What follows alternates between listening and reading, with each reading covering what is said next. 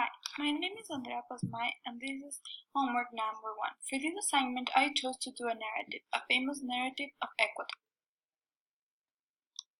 It is said that in Juan Balo, a parish of the Pelileo canton, near Baños, is the Quebrada de Gualacucho, a place where people think that if you pass by past 6, there is a goblin which is thought to be the son of the devil, who always goes there to follow people, especially the kids who stay playing late with their marbles. One day I saw a boy who was a boy playing marbles. That day he stayed late. Then he saw a figure with a red poncho, almost the size of a child with a black hat. The strange being invited him to play without even showing his face. But when Vico saw the face of the strange being and realized that this was a goblin, the boy realized that the goblin had already made the circle and had started to play, and saw that the goblin was carrying many colored balls, and Vico wanted to win them. At the beginning Vico always won, but as time went by he changed his luck, because the goblin seemed to have become a professional player. Vico lost all his marbles that day, and then returned home. The next day Vico wanted to recover his marbles at the place. He waited until 6 in the afternoon waiting for the goblin. He came, but this time Vico had wet his marbles in holy water, and for this reason Vico won all the marbles of the goblin. But his ambition was greater. He also wanted the leather bag that the goblin always wore.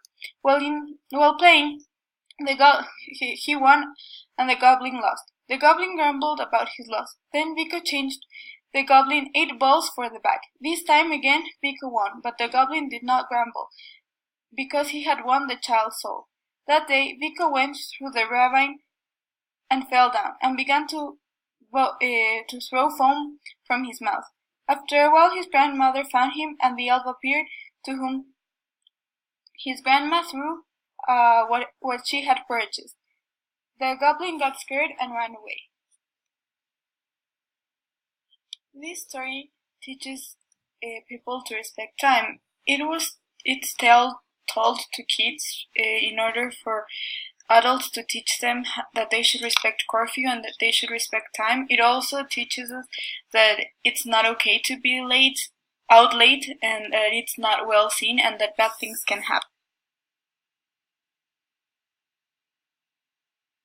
In the story, Vico wasn't satisfied with what he had already won, and he wanted more. This story also teaches us that ambition is not always good, and that it can take us to bad places, because at the end he ends up losing his soul because he was so ambitious. So it teaches us that it's not okay to try to fool others in order for us to get more things and to fulfill our ambition, and that the only way to get things is the fair way, and it's by working hard.